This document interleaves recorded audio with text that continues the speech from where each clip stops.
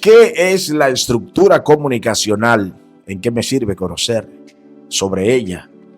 ¿Qué partida le pudiera sacar a la estructura comunicacional?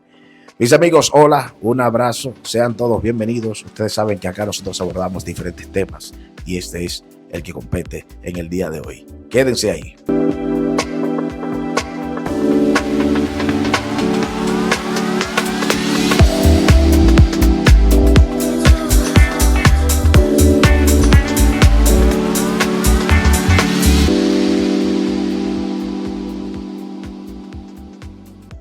Cuando nosotros hablamos de la estructura comunicacional, nos referimos a la construcción de la persona.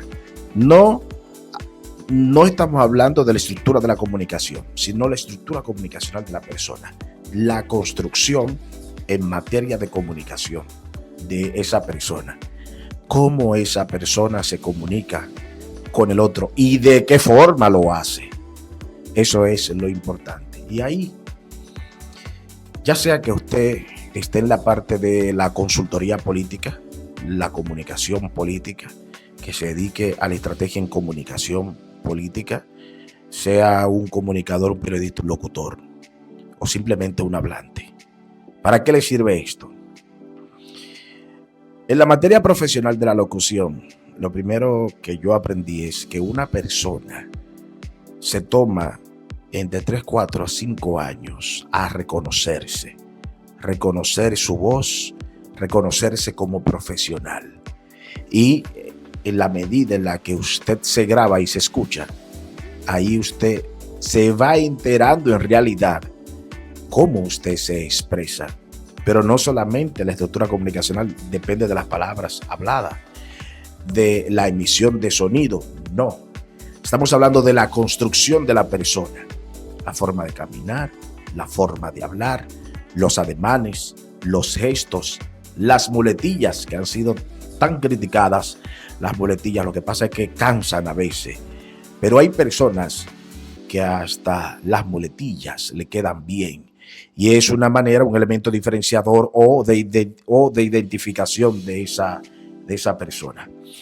La estructura comunicacional no se construye cuando usted empieza a construir comunicación en sí, no.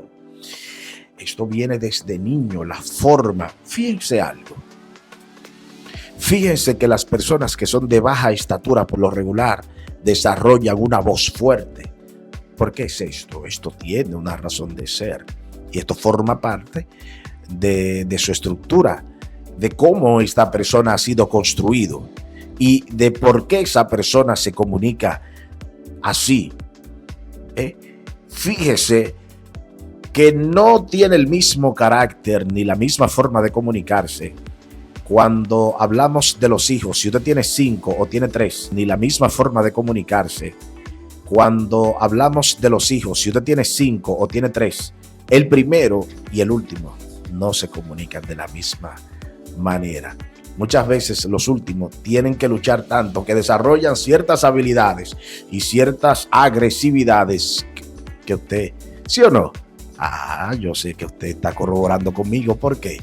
Porque esto se debe a cómo la persona ha sido construida. Si nosotros nos fuéramos a un candidato y estuviéramos asesorando a un candidato político que va por una posición electiva, muchas veces el asesor quiere cambiar la manera de cómo esta persona se comunica. Pero una persona que tenga 40 años, 50 años, ya tiene una manera de cómo se ha comunicado por esas 5 décadas. ¿Voy yo a cambiarle ahora su estructura? No. El trabajo nuestro es potencializar. Si hay algo que nosotros podemos bien dirigir o mejorar, lo hacemos, pero no cambiar.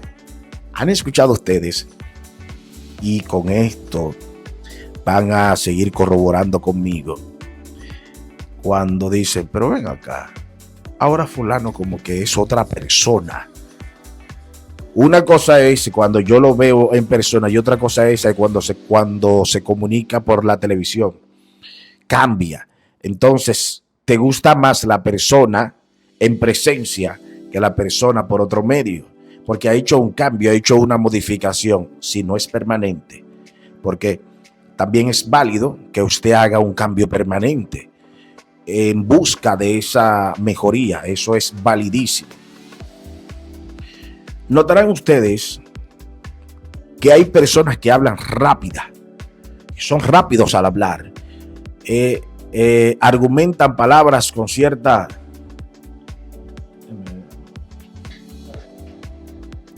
Notarán ustedes que las personas que hablan con cierta rapidez, por lo regular,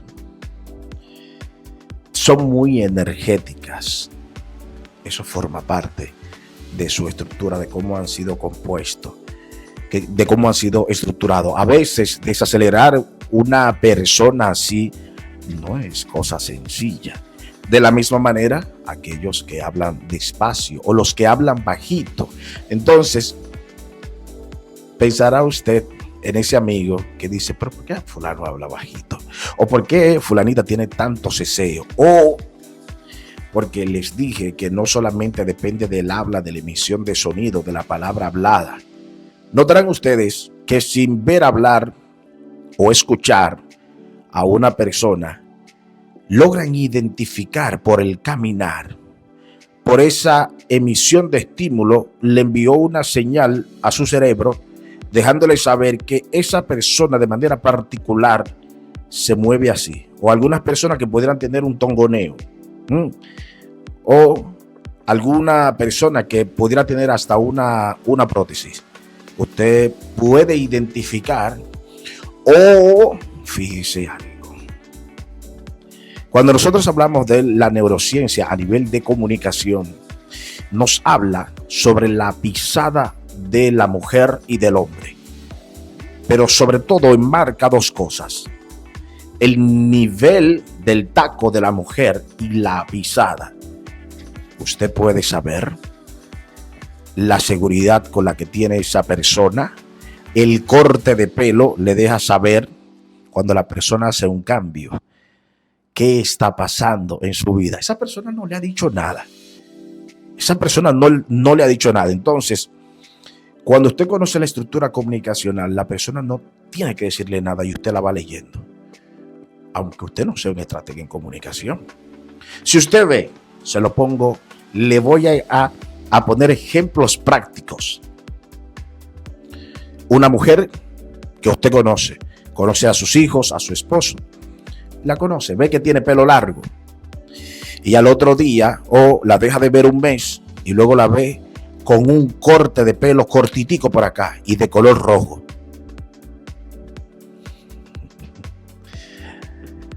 Esa misma pregunta le haría yo y usted va a investigar eso mismo.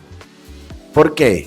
Porque no es normal y eso responde a un cambio.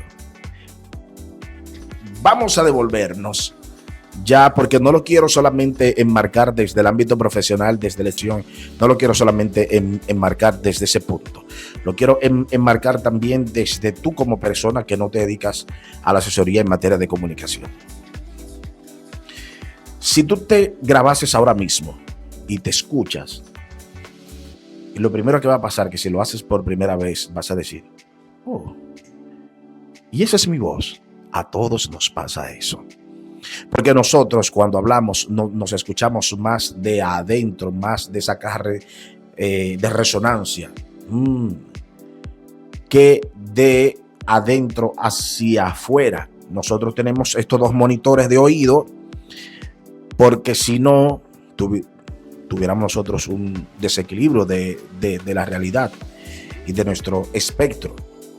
Entonces, cuando usted empieza a darse cuenta sobre cómo usted habla y se hace consciente, porque lo más chulo de esto es cuando usted se empieza a ser consciente de su forma de hablar. Oh, ¿y por qué a mí se me reseca la voz cuando yo hablo con tal persona? Oh, ¿y por qué cuando yo estoy en público se me quiebra la voz? Oh, ¿y por qué me falta el aire cuando yo estoy haciendo tal cosa? Oh, ¿y por qué me da más energía cuando estoy en público, que me sucede todo lo contrario. O sea, a ti, que te puede suceder todo lo contrario. A algunos le excita la exposición en público, a otros le atemoriza. Y ahí voy a hablar en público. Y hay otros que andan buscando un escenario donde exponerse.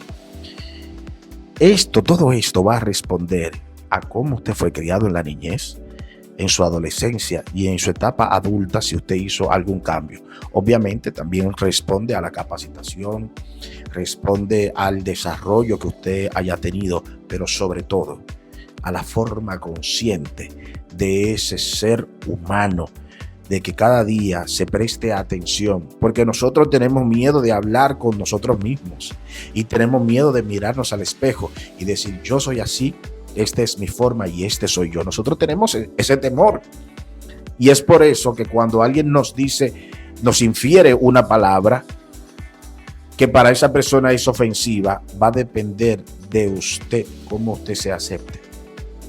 Y eso depende de la estructura, como usted fue formado y como usted se haga consciente, ya en la parte de la neurociencia, va a depender de que si eso le afecte o no, de cómo usted esté construido. Dice, me diga tal cosa, eso yo lo sé.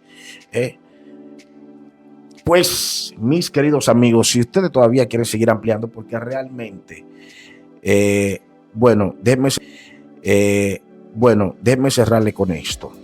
Yo recuerdo en una oportunidad que estábamos asesorando a una figura importante.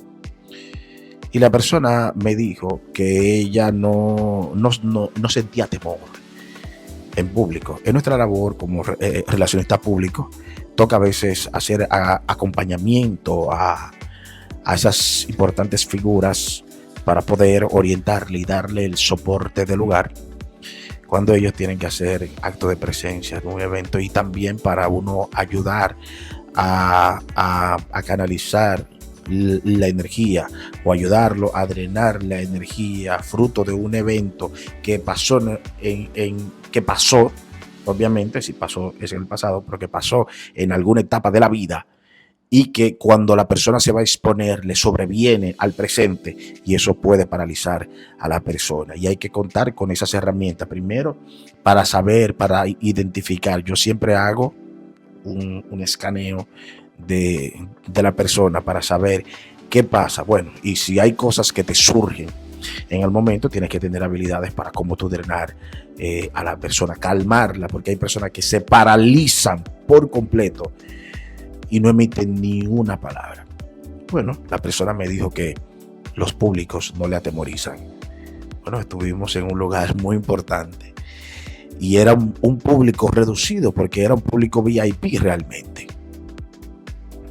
Y la persona empezó a transpirar, a sudar frío, y yo la miro y yo le digo, es natural. El día que tú no sientas eso, pierdes el respeto por lo que tú haces, pierdes el respeto por las audiencias.